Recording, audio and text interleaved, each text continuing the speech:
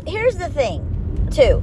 Like, after I re-listened to everything, in the last little recording I did, again, as I usually do. And, I'm trying to, I was thinking, how does all this shit that I'm talking about, feeling kind of somewhat lost and blah blah blah, everything I already said in that a little while ago, how does all of that relate to my mom, my family members, and having grown up with multiple narcissists in the home, and how where I am, and the almost the nervous breakdown I had last year, and how does it all relate, I guess, is the question. And then when I thought about that, then what's ringing in my ears is my mom's voice saying, basically mocking me pretty much, and saying shit like, oh, y'all, you always have to blame the mother. The mothers always get blamed for everything. Or, oh, woe is poor little Kim. She grew up poor and now she was abused, and, making fun of me in that way or whatever. Oh, are you turning into a victim now, Kim? Oh, little Kim the victim. And fucking ridiculousness, right? Who fucking talks to somebody like that? It makes me so fucking angry at her, and it makes me hate her guts, actually. She's not helping our relationship. Our relationship is pretty much fucking over. Honestly, our relationship was over after she gave birth to me. She pretty much left the building after that anyway. So, how is it all connected?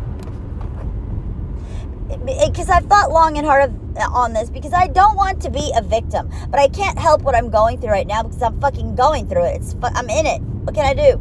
Except for try to survive it and get through it and stop it so it doesn't keep happening anymore. And so, I don't want to spend the rest of my life blaming my mom for my problems. That is absolutely not what I want to do. Ideally, I would like to have a mother that would, hear everything I said, and then, in a perfect world, say she's sorry and then not do those things anymore. That's not going to happen. Instead, I have to get cut off from my whole entire fucking family, including my own 2 children, who I raised with a conscience. I was a conscientious, with purpose, loving, involved mother. I've been the mother that I thought that I should have. Absolutely 1000%. Have I made a couple mistakes? Yes, I have. But I fucking mommied with purpose. And still, I can't win. But anyway, and then I kept thinking, or what the thought that pops in my head is, well, are you just looking for excuses to, be sad or depressed? You gotta dump it on your mom. I mean, it's true. It was my childhood. It was my past. It did suck, and I can't change it. It happened. So what to do? How to go forward? And so, this shit is so fucking mucky and deep. It's well, right now at the place that I'm at, I'm just in this space of all these memories are flood into my mind of what and things actually make a lot of sense, for what I thought things were, versus what they really were, or actually now understanding more of what was happening in the shitty moments that it was happening. And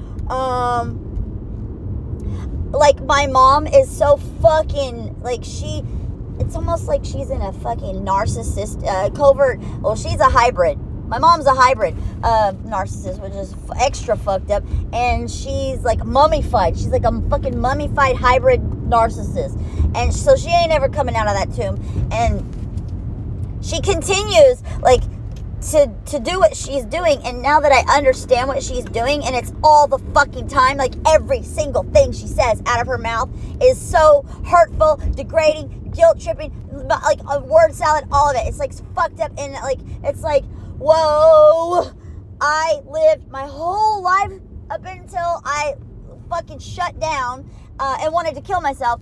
I lived my whole life in that shit and didn't know what it was. Like, I mean,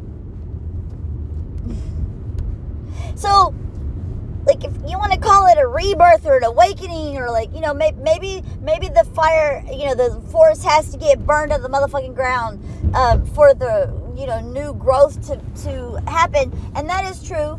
So it's burned. It's burned to the motherfucking ground. Okay, there's nobody left. There's no I have my son. Thank God. I would think that I would have my children, but my daughter is like 1 foot in, 1 foot out. She's like fucking playing I Love Mom hopscotch or whatever, and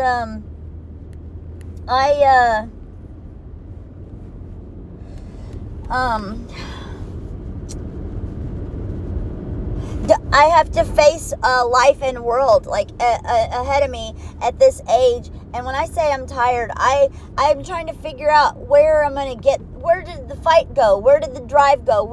I can't wrap my mind around a single fucking thing that makes me excited to want to live at all. Nothing. Like, I don't.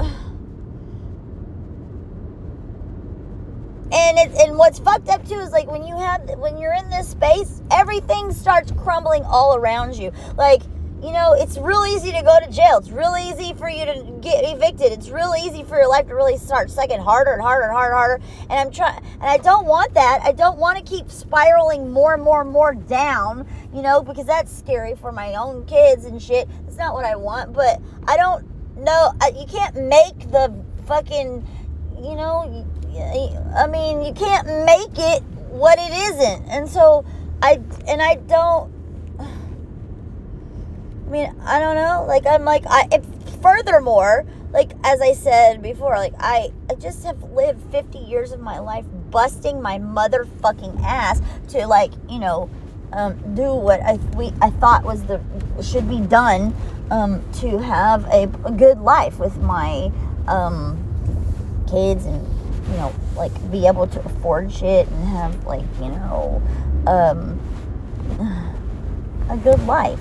And it's all gone. And so, like, I don't have any idea how I'm actually gonna move in a direction towards living at all. Like, I don't know what to do, and I'm just trying, and every single step I take, it's like another emotional loss, or,